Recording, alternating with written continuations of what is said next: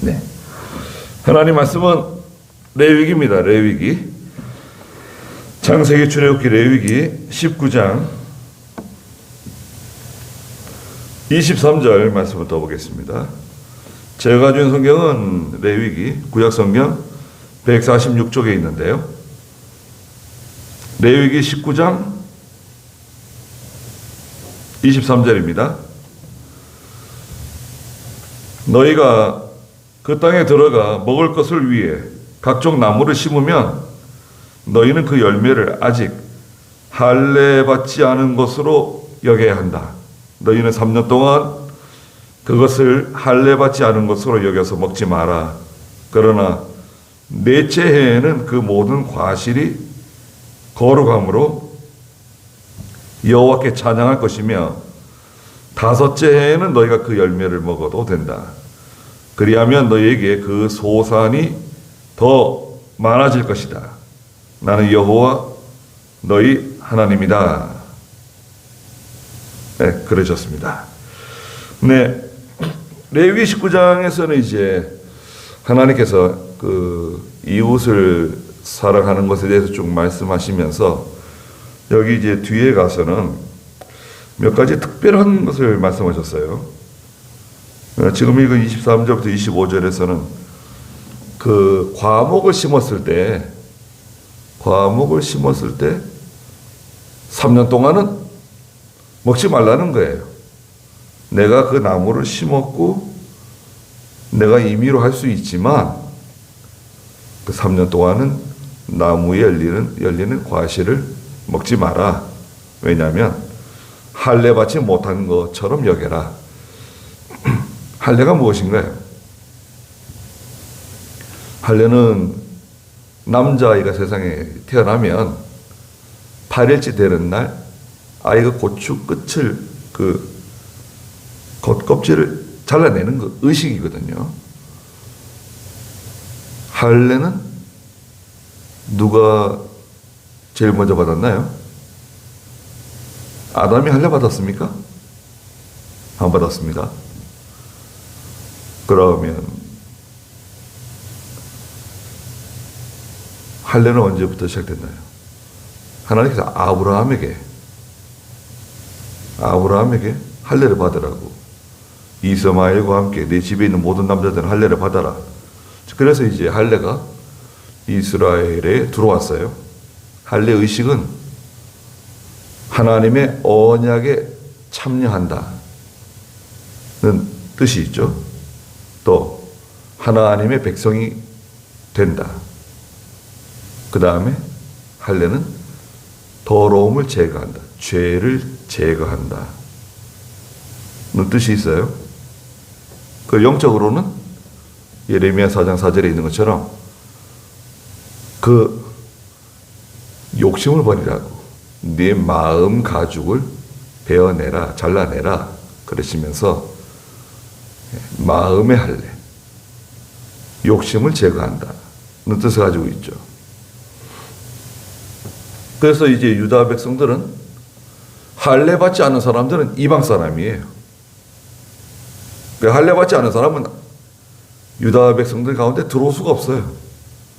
그래서 이방 사람이라도 할례를 받고 몇 가지 하나님이 정하신 그 몇 가지 의식을 치르게 되면 이스라엘 백성으로 받아줬죠. 그 나무는 뭐예요? 나무가 왜 할례를 받아야 되나요? 예. 할례의 또 다른 뜻은 성별된 상태를 의미합니다. 구별된, 성별된 사람, 성별된, 구별된 그 나무 하나님께서 인정하신다는 거죠. 그러니까 하나님께서 3년 동안 따먹지 말라 그러면 내가 그 나무를 심었고 내 임의로 할 수 있지만 하나님 말씀 들으라 이거예요. 그런데 오늘날은 어떤가요, 여러분? 사과나무나 뭐 자두나무나 포도나무 심으면 언제부터 그 열매를 거둬들이나요? 내다 팔 수 있나요? 3년 지나야 됩니다. 이상하죠? 저도 어렸을 때 잘 이해가 안 됐어요. 사과나무 심어놓고 그 열매를 따는데 3년 지나야 제대로 된 과실이 열려요. 자두나무도 그렇고요. 포도나무도 그렇습니다. 3년째부터 혹은 4년째부터 이제 제대로 된 열매를 거둬들이죠. 그래서 이제 3년 동안은 열매가 달려도 거둬들이지 말고 4년째는 어떻게 하겠습니까? 24절 한번 읽어보시겠어요? 그러나 넷째 해에는 그 모든 과실이 거룩함으로 여호와께 찬양할 것이며 넷째 해 거둬들이는 것은 하나님께 드리라는 거예요. 하나님께 드리고. 그럼 자기는 뭐예요? 자기는 4년째까지 수입이 없는 거예요. 4년째까지 수입이 없어요. 밭에 과수는 잔뜩 심어놨는데 열매는 달리는데 실제적으로 내게 수입은 없는 거예요. 4년째까지. 그런데 25절 읽어보세요. 다섯째 해에는 너희가 그 열매를 먹어도 된다. 그리하면 너희에게 그 소산이 더 많아질 것이다. 나는 여호와 너희 하나님이다. 네, 이거 믿으라는 거예요. 그래서 하나님 백성은 제가 종종 말씀드리지만 성공하는 게 목표가 아니다 이거죠. 성공하고 잘 되고 잘 살고 돈 많이 벌고 출세하는 게 목표가 아니라 성도는 하나님 말씀대로 되기를 바라는 겁니다. 하나님 말씀대로만 되면 된다 이거죠. 인간적으로 볼 때는 실패인 것 같고 손해인 것 같고 그렇게 하면 안 될 것 같지만 하나님 말씀대로 하면 어떻게 한다고 그랬습니까? 내가 너희에게 그 소산이 더 많아지게 잘 되게 해줄 테니까 걱정하지 말고 4년 동안 내가 시키는 대로 하라는 거예요. 여기에 중심은 하나님 중심을 하라는 거예요. 모든 것을. 하나님 중심 사상입니다. 오늘날도 우리는 외형적으로 그 단기간에 어떤 성과를 내는 그것이 중요한 게 아니라 우리에게 있는 그 원리 원칙이 있어요. 대기업들도 요즘 그렇습니다. 예전에 우리 한국 글쎄 기업들이 지금 뭐 중국 기업들하고 비슷하죠. 뭐 예전에 한국 와이셔츠는 잘 만들었는데 깨끗하게 단추가 자꾸 떨어지고 말이죠. 뭔가 이렇게 마무리가 제대로 잘 안 되는 거 있잖아요. 기계는 멀쩡하게 잘 만든 것 같은데 뭐 고장이 잘 나고 내구성이 약하고 그렇게 단기간에 무슨 성과를 내는 것도 중요하지만 그 원칙대로 하나 이거죠. 원칙대로 하지 않으면 나중에 문제가 생긴다 이거죠. 성도는 하나님 말씀대로 하는 거예요. 하나님 말씀이 원리 원칙입니다. 우리는 그 일의 동기도 중요하고 결과도 중요하지만 그 과정도 중요합니다. 두 번째는 이제 그 피를 먹지 말라는 건데요. 26절 읽어보세요. 너희는 무엇이든지 핏대로 먹지 말며 주술을 하지 말고 기륭을 말하지 마라. 너희는 너희 옆머리를 둥글게 깎지 말며 내 옆 수염을 손상시키지 마라. 너희는 죽은 사람 때문에 살을 베거나 너희 몸에 문신을 새기지 마라. 나는 여호와이다. 네. 핏째로 먹는 거.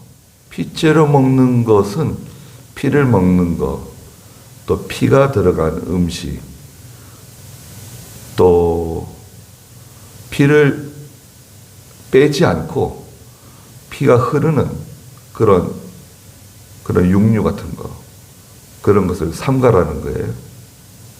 피는 17장에도 그 10절부터 16절까지 말씀하셨는데 피는 생명이다. 피는 먹지 마라. 또 사도행전 15장에서도 다른 것을 다 허용하시면서 교회가 정한 규례가 있죠. 네 가지인데 첫째는 피와 목매어 죽인 것과 음행과 우상숭배 이것을 금한다. 그 외에는 다 풀어주셨어요. 하나님께서. 구약의 율법과 제도의 그 의식적인 면이 있잖아요. 레위기 11장에 있는 책임지라고 쪽발 갈라진 짐승 아니면 먹지 마라. 또 물고기 같은 경우에는 비늘이 있고 지느러미가 있지 않으면 먹어서는 안 된다. 또 날짐승들에 대해서 기는 것들에 대해서 일일이 다 이렇게 말씀하신 것들이 있는데 그것을 다 대부분 다 해제시키셨죠. 신약에 들어와서는 하나님이 그것을 다 먹을 수 있도록 식물로 우리에게 허락하셨어요. 그런데 거기서 유독 피를 먹지 말라는 거, 음행, 우상의 제물, 목매어 죽인 거, 이것은 먹어서는 안 된다. 예수 믿는 성도는 피가 들어간 음식 먹어서는 안 됩니다. 두 번째는 주술하지 말라는 거예요. 주술하지 말고 기륭을 말하지 마라. 주술은 이 점치는 거예요. 복술, 점치고 또 운을 따지고 무슨 우리나라는 지금 이 선거철 돌아오니까 점 많이 본다죠. 점치는 게 마치 무슨 오락적이고 점치는 것이 그냥 재미있는 그냥 우리 민족에 내려오는 그런 무슨 토속적인 그런 유희처럼 생각하는 경향이 있어요. 지금 술 마시는 것도 지금 그러면 노출을 많이 시키잖아요. 왜 그런지 알 수가 없어요. 그 점치는 거 예수 믿는 사람 점치는 거 아닙니다. 또 누구한테 가서 그 돈을 주면서 복채죠. 복채? 돈을 주면서 잘 될 것인가 잘 안 될 것인가 어떻게 해야 될 것이냐 그런 거 하나님이 기뻐하지 않으셨습니다. 또 꿈을 따라가는 거 꿈을 따라가는 사람 신명기서에서는 3장 같은 데 보면 꿈을 따라가거나 꿈 얘기하거나 점쟁이가 있으면 이스라엘 백성들 가운데서 그 사람은 잡아 죽이라는 거예요.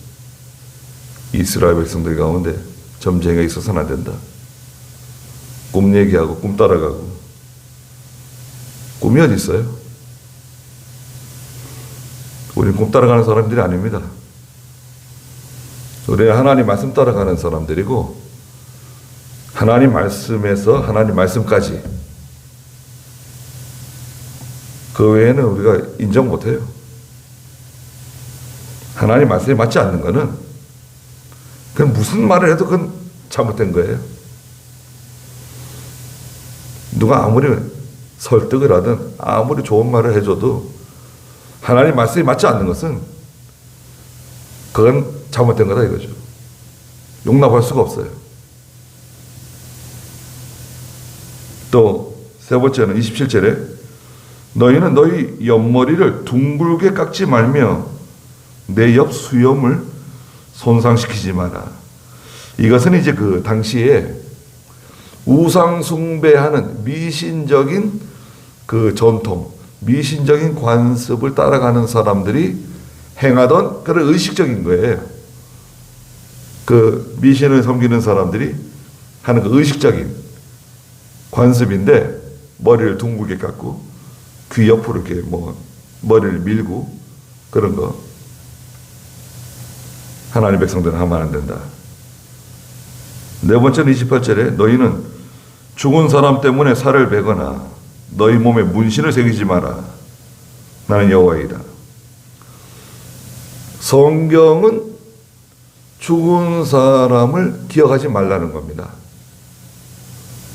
그게 성경 사상이에요. 죽은 자를 기억하지 말까. 왜 기억하지 말아야 되느냐. 예수 믿고 세상을 떠나셨으면 이미 하늘나라 간 거잖아요. 영원한 안식에 들어간 거예요. 그래서 이사야서에서는 세상 일을 다 잊어버린다는 거예요. 너무나 아름답고 너무나 기쁘고 우리가 말하는 너무나 행복하기 때문에 세상 일을 다 잊어버린다. 또 예수 믿지 않고 죽게 되면 어떻게 됩니까? 즉시 지옥 가는 거예요. 영혼이. 중간에 뭐 어디 거쳐가는 거 없어요. 뭐 연옥이다, 림보다 이런 건 다 사람이 만들어낸 거고 중간에 어디 거쳐가는 곳이 없습니다. 즉시 가는 거예요. 그러면 그 죽은 자를 기억할 필요가 없다는 거예요. 우리가 다 머릿속에 마음속에는 있지만 그 나를 기억하는 것, 기일을 기억하는 것, 그게 성도에게 합당치 않다는 겁니다. 그래서 제사 안 지내는 거예요, 우리가. 이미 다 끝난 거예요. 그리고 여기서는 말씀하시는 게 뭐냐면 과도한 슬픔에 대해서 하나님께서 금하신 거예요. 죽은 자를 위해서 너무 슬퍼해가지고 자기 몸을 훼손시키는 그런 일이 있었습니다. 칼이라든지 어떤 도구를 가지고 자기 몸을 훼손시키는 거예요. 피를 흘리게요. 너무 슬프다 이거죠. 그 이스라엘 백성들은 이제 속상한 일을 만나면 배를 쳐요. 남자든 여자든 배.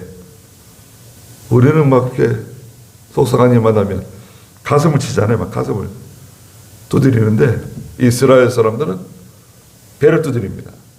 왜냐하면 우리 마음이 아프다고 가슴을 치고 유다 백성들은 히브리 사람들은 마음이 배에 있다고 생각하거든요. 배 속에 특히 콩팥이 우리 몸의 딱 중심이잖아요. 그래서 배를 두드립니다. 그리고 또 슬프면 옷을 찢어요. 너무 슬프니까 옷을 찢는다고요. 예수님께서 옷을 찢지 말고 어떻게 하셨습니까? 네 마음을 찢으라는 거죠. 회개는 옷 찢는다고 회개가 되는 게 아니라 회개는 마음으로 회개를 해야지 왜 옷을 찢냐? 옷이 귀한데.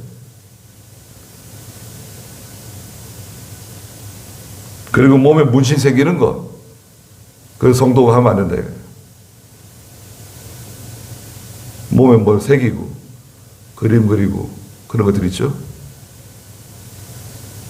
하나님께서 허락하지 않는 것입니다. 그 다음에 29절에 그 딸에 대해서 딸이 있는데 딸을 기생으로 만들면 안 된다는 거예요. 29절 읽어보세요. 너는 네 딸을 더럽혀 창기가 들게 하지 마라. 그리하여 땅이 음행하여 악행이 땅에 가득하게 되지 않도록 하여라. 너는 나의 안식일을 지키며 내 성소를 경외하여라. 나는 여호와이다. 너희는 신접한 자들을 따라가지 말며 영매를 쫓아가 그들로 인해 더럽혀지지 않게 하여라. 나는 여호와 너희 하나님이다. 네, 딸이 있으면 그 딸이 창기가 되지 않도록, 기생이 되지 않도록 잘 조심하라는 거예요. 그 딸을 잘 키워야 되는 거죠. 단속을 하고 또 하나님을 두려워하는 자녀로, 남자도 마찬가지죠.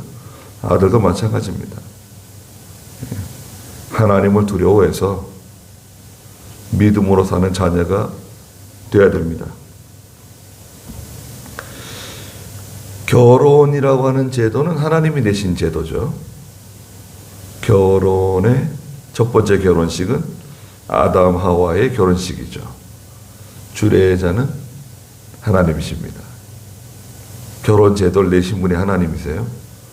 결혼의 목적은 이제 말라기서에 가면 결혼의 목적이 이제 몇 가지 기록되어져 있는데, 성도의 결혼의 목적 첫째가 뭔가요?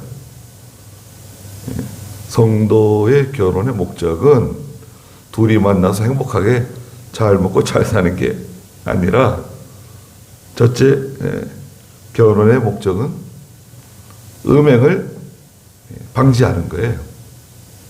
남자나 여자나 속에서 막 불이 나는데 힘들어하고 음행죄 짓고 간음하고 방탕하지 말고 자기하고 맞는 적당한 예수 믿는 배우자를 찾아서 결혼하고 가정을 꾸리고 살아가는 거예요. 두 번째 결혼의 목적이 뭔가요? 두 번째 결혼의 목적은 경건한 자녀를 얻기 위한 겁니다. 경건한 자녀. 그냥 자녀를 얻기 위한 게 아니라 경건한 자녀를 얻기 위하여 결혼하는 것입니다. 그 믿는 성도가 둘이 만나서 결혼했으면 적어도 둘은 낳아야 되는 거예요. 경건한 자녀. 경건한 자녀들 낳고 그 자녀들이 하나님 잘 섬기는 자녀들로 그렇게 양육하라는 거죠. 세 번째는 뭔가요? 결혼의 목적. 서로 자라난 환경이 다르고 배경이 다르고 성격이 다른 두 사람이 만나가지고 예수님의 인격으로 만들어지는 거예요. 같이 살면서 여러 가지 희노애락을 겪으면서 그리스도의 인격으로 잘 거룩한 성품으로 만들어져 가는 겁니다. 자기를 위하는 그런 이기주의라든지 교만한 마음이라든지 그런 것이 다 사라지는 거죠. 자녀를 키우면서 또 여러 가지 어려운 일들을 겪으면서 둘이서 마음을 합쳐서 기도하면서 가정을 세워나가는 거죠. 그래서 이 성도는 결혼하는 것이 정당한 겁니다. 결혼하는 것이 정당하고, 하나님께서는, 성경은 금욕주의 아닙니다. 네. 하나님께서는 금욕주의 원하지 않으세요. 또 세상을 미워하라고. 네, 아닙니다. 교회가 세상 가운데 있고 성도가 세상 가운데 살아가고 있는데 세상을 미워하는 게 아니라 이것을 다 사용해서 하나님의 일에 잘 이용하는 거예요. 모든 걸 다 잘 사용할 수 있는 그런 능력 있는 교회, 능력 있는 성도가 만들어져야 되는 거죠. 그 다음에 두 번째는 31절에 있는 것처럼 너는 나의 안식일을 지키며 그랬습니다. 안식일은 마지막 날입니다. 토요일. 근데 예수 그리스도의 부활로 인해서 안식일이 첫째 날로 바뀌게 되죠. 그래서 이제 첫째 날인 주일 안식일을 우리가 지키게 되었죠. 그래서 이제 안식일은 첫째 날 주일 안식을 지키는데 하나님께서 복 주시는 날이고 예수님 부활하신 날이고 사도행전 1장과 2장에 있는 보혜사 성령께서 강림하신 날이 주일 안식일이죠. 계시록 2장 10절에 있는 성부 하나님께서 사도 요한에게 계시를 주신 날이 주일날입니다. 그래서 성부, 성자, 성령이 함께 일하시는 날. 그리고 이제 초대교회 성도들이, 사도와 성도들이 모여서 예배를 드리기 시작했는데, 토요일 안식일에 모이지 않고 주일 안식일에 모이기 시작했습니다. 그래서 교회는 이제 첫째 날인 주일 안식일을 공식적으로 안식일로 정하고 신약교회가 지키게 된 겁니다. 주일 안식일을 잘 지키는 저희가 되어야 됩니다. 내 성소를 경외하여라. 나는 여호와이다. 그리고 31절에 너희는 신접한 자들을 따라가지 말며 영매를 쫓아가 그들로 인해 더럽혀지지 않게 하여라. 나는 여호와 너희 하나님이다. 신접한 자나 영매. 영매는 신기가 있는 사람? 우리 전에 개혁성경에서는 박수, 신접한 자와 박수. 박수는 전에도 말씀드린 것처럼 박수는 누구죠? 박수는 남자 무당이죠. 남자 무당. 따라가지 말라는 거예요. 아무리 신통하고 아무리 딱딱 맞춘다 하더라도 따라가면 안 돼요. 왜 안 되냐? 신접한 자나 영매를 따라가게 되면 반드시 망합니다. 그걸 기억해 주세요. 지금은 문제가 없는 것 같은데 결정적인 순간에 실패하게 돼 있습니다. 꿈 따라가지 말고 그런 따라가는 거 아닙니다. 우리는 하나님 말씀 따라가면 되는 거예요. 아무리 앞이 캄캄하고 하나도 보이지 않아도 하나님 말씀 따라가면 하나님께서 우리를 빛 가운데로 인도해 주시는 겁니다. 틀림없어요. 예수 믿으면서도 점치러 다니고 점 보고 장난삼아 그런 거 하면 안 됩니다. 손금이 어떻고 별자리가 어떻고 그런 거 우리는 인정하지 않습니다. 하나님 미워하시는 거예요. 32절 읽어보세요. 너는 백발이 된 어른 앞에서 일어서고 노인을 공경하며 내 하나님을 경외하여라. 나는 여호와이다. 거류민이 너희 땅에 너희와 함께 거주할 때에 너희는 그를 학대하지 마라. 너희와 함께 있는 거류민을 너희는 너희 가운데 있는 본토인같이 여기며 그를 내 자신같이 사랑하여라. 이는 너희도 이집트 땅에서 거류민이었기 때문이다. 나는 여호와 너희 하나님이다. 네, 백발이 된 어른 앞에서 일어서고 노인을 공경하며 하나님을 경외하여라. 백발이 된 그 어른, 노인이죠. 오래 세상을 사신 분 공경하라는 거예요. 그 노인에는 누가 들어갑니까? 첫째가 누구죠? 부모 공경입니다. 부모 공경. 아니 자기 부모도 잘 공경하지 않으면서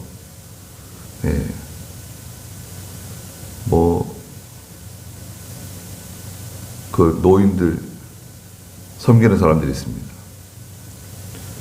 또 요즘은 그 반려묘, 개나 고양이 많이 키우잖아요. 개나 고양이한테 정성 쓰는 것만큼 부모에게 하면 아마 효자, 효부 소리 듣는 거예요. 이제 그렇게 되면 이제 다 좋은 나라 되는 거죠.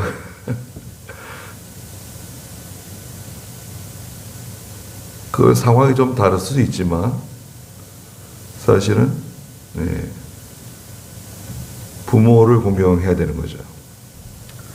잠언 20장 39절에서도 그 노인에 대해서 또 부모에 대해서 잘 공경하라고 말씀하셨습니다. 잠언 20장 39절 한번 읽어보시겠어요?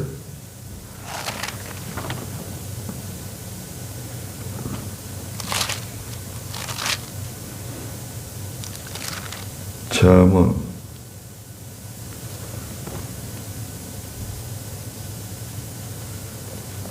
노인을 공경해라.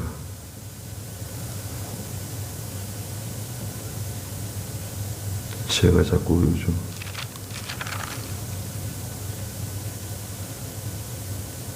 다음에 찾아보시자고요.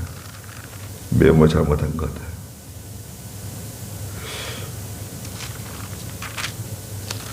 확인을 했는데 그리고 이 노인 가운데는 교회의 인도자 있죠. 인도자가 이 노인에 속합니다.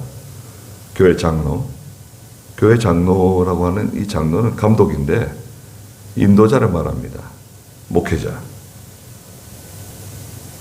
그 앞에서 일어나고 공경하고 내 하나님을 경외해라. 경외한다는 것은 두려워한다는 거죠. 하나님 두려워하는 마음. 거기 한번 찾아보시자고요. 레위기 19장.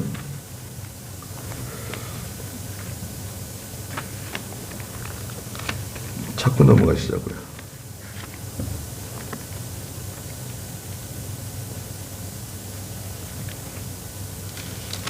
(19장 32절)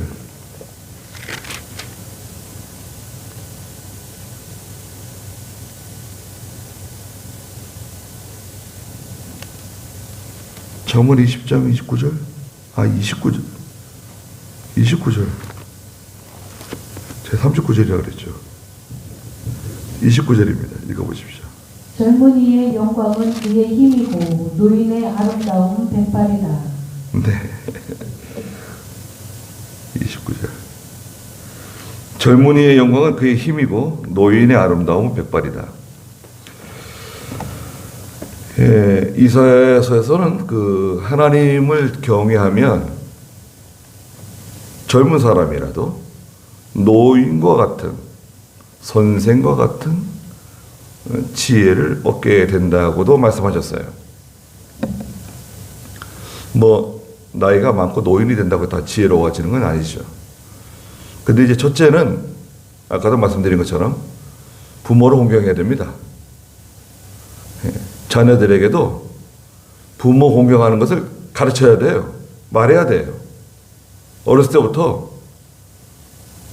너 이제 커가지고 아빠 엄마를 공경해야 된다. 그게 하나님의 명령이다. 얘기를 해줘야 돼요. 자기들만 잘 먹고 잘 살고 자기들끼리 행복하게 살면 된다. 그게 아니다 이거죠. 예. 너희가 잘하게 되면 부모를 섬겨야 된다. 예. 그 유에스 권사님 제가 말씀드렸잖아요. 저기 요양원에 누워 계시는데 자녀가 8인가요? 7인가? 그 어렸을 때 하나가 죽었어요. 어렸을 때. 걔가 있었어야 되는데. 그럼 8인데. 걔가 있었어야 되는데. 왜요? 왜 7이 뭐 작아요? 7은 작다는 거예요. 하나라도 더 있어야 되는데. 그게 건강할 때는 괜찮은데 이게 누워 있으니까 자녀가 하나라도 더 있었으면 짐을 다 나누잖아요. 이렇게 형제들이 좀 괜찮은 자녀도 있지만 좀 어려운 자녀도 있고 그 짐을 서로 나눠 갔잖아요. 그리고 부모를 섬기는데 좋죠. 하나로 더 있으면 자녀가 한 번이라도 더 나를 들여다볼 텐데 걔가 그때 세상 떠나는 바람에 너무 아쉽다는 거예요. 그래서 자자가 뭐 그렇게 그런 마음이 드는가 봐요. 이제 몸이 약해지고 요양원에 이렇게 누워 있고 이제 그렇게 되면 자네들이 내일 와서 돌아보지 못하고 그러니까 하나라도 더 있었으면 나를 더 돌아볼 텐데 그런 마음이 드는 것 같아요. 그래서 그 어렸을 때부터 얘기해 줘야 돼요. 교회에서도 부모 공경하는 거 가르쳐 줘야 되고 이게 성경이다. 하나님 명령이다. 하나님 명령이잖아요. 말해 주는 거예요. 듣든지 말든지 듣기 싫어하든 뭐 듣기 좋아하든 말을 해 주는 거 계속. 그리고 부모에게 잘못하면 주면 안 돼. 아무것도. 부모에게 잘못하게 되면 주지 말라 이거예요. 법이 어떻다. 법이고 뭐고 안 주면 되는 거 아니에요. 주면 안 돼. 부모에게 또 아무리 잘해도 믿음으로 하지 않는 자녀는 주면 안 돼요. 네가 나한테 아무리 잘해도 너 하나님 앞에서 잘못하기 때문에 난 너한테 아무것도 줄 수가 없다. 선언을 하는 거예요, 아예. 난 믿는 자녀에게 주는 거지. 야, 하나님께서 나한테 주신 것을 믿는 자녀한테 줘야지 믿지 않는 자녀한테 못하러 주냐? 그건 논리적으로 맞잖아요. 이게 다 하나님이 나한테 주신 건데, 부모한테 준 건데, 하나님의 것을 믿는 자녀한테 줘야지 믿음 없는 자녀한테 못하러 주냐, 그거를. 교만해져가지고 오히려 더 죄 짓는 데 쓰고 더 방탕하고 그렇게 나갈 건데 믿음 없는 자녀가 주면 안 돼. 아무것도 주면 안 돼요. 자동차든 집이든 뭐 임야든 토지든 건물이든 주지 말라 이거예요. 그걸 왜 줘요? 내가 가지고 있다고 해서 내 게 아니에요. 하나님께서 청지기한테 맡긴 거 아닙니까? 우리 청지기인데.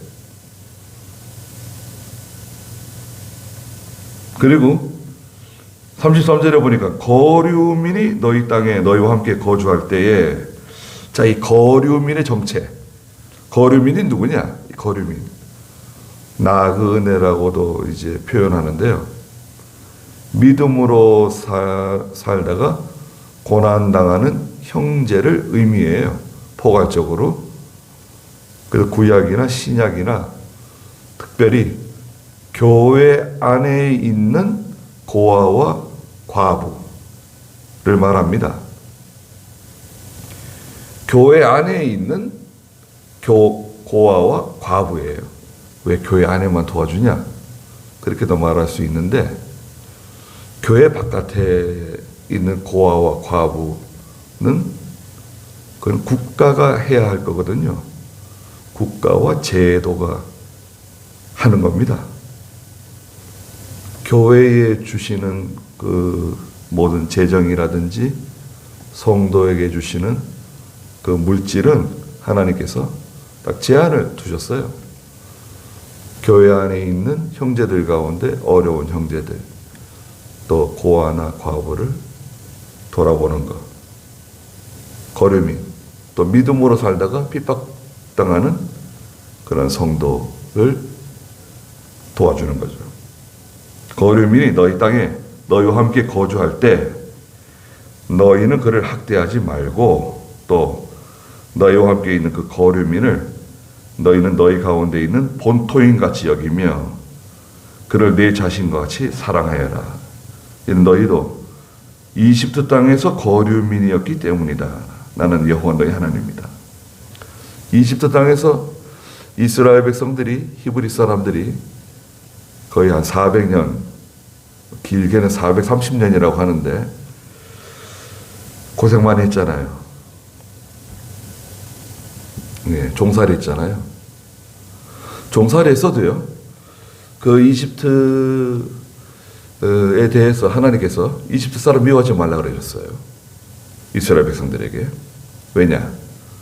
너희가 그 이집트 사람들 밑에서 거류민으로서 잘 지내지 않았냐? 미워하지 말라고. 지금도요, 이집트하고 잘 지냅니다. 이스라엘하고. 이 중동 아랍권에서 이집트가 형님 나라예요. 제일 큰 형님이나 다름없습니다. 사우디도 있지만 이집트가 아주 존경받는 아랍의 국가인데요. 이집트하고 이스라엘은 사이가 좋습니다. 중동 전쟁 때 이집트가 이스라엘을 쳐들어왔어요. 예, 시나이 반도를 거쳐가지고요. 이스라엘 백성들이 광야길 걸었던 그 땅을 거쳐가지고 이스라엘을 탱크를 밀고 쳐들어왔거든요. 중동 전쟁 때. 이스라엘이 막 전 세계에다가 우리 좀 도와달라고 손을 내밀었는데 미국도 안 도와줬습니다. 그 당시에 이스라엘을. 그런데 이스라엘을 도와준 나라가 우리 대한민국입니다. 아무것도 없는 참 헐벗은 나라였는데 마침 그때 월남전 끝나고 어마어마한 미군 물자들을 우리가 가지고 왔거든요. 탱크 400대를 보내줬어요. 탱크 400대. 탱크 400대씩이나 있나? 우리가 그때 있었나?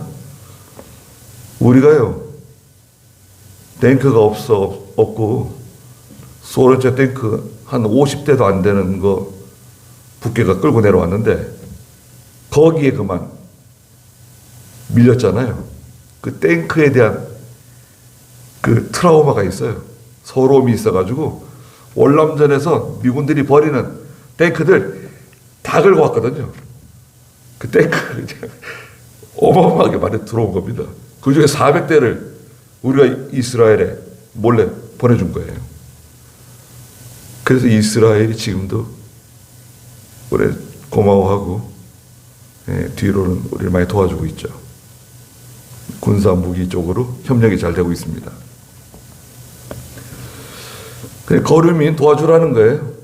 거류민은 아까도 말씀드린 것처럼 분명한 거류민에 대한 개념이 있어야 돼요. 무조건 다 도와주자. 가난한 사람들 다 도와주자는 것은 그 명분은 좋은데 성경에 맞지 않을 수도 있습니다. 하나님의 의도와 좀 다른 그렇게 될 수도 있어요. 그 다음에 재판 35절 읽어보세요. 너희는 재판할 때에나 길이나 무게나 양을 잴 때에 부정하게 하지 마라. 너희는 공평한 돌과 공평한 추와 공평한 에바와 공평한 흰을 사용하여라. 나는 너희를 인도하여 이집트 땅에서 나오게 한 여호와 너희 하나님이다. 너희는 나의 모든 규례와 나의 모든 법도를 지키고 그것들을 행하여라. 나는 여호와이다. 네, 여기는 부정이 있다는 거예요. 부정이 있다는 것을 전제하고 말씀하시는 거예요. 어느 시대나 재판에 부정이 있다는 거예요. 재판. 뇌물을 받고 얼굴을 봐주고 권력자, 아는 사람, 친한 사람, 영향력이 있는 사람에 대해서 또 반대로 가난하다고 불쌍하다고 기울어지면 안 된다는 거예요. 재판할 때는 공정하게 재판해야 된다. 교회에서도 마찬가지입니다. 교회에서 재판할 수가 있죠. 교회에서는 당회가 재판할 수 있습니다. 네. 교회에서 재판하면 그것을 끝내는 게 좋아요. 교인들 간의 다툼, 교회에서 끝내야 돼요.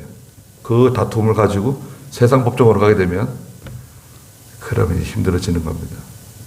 네.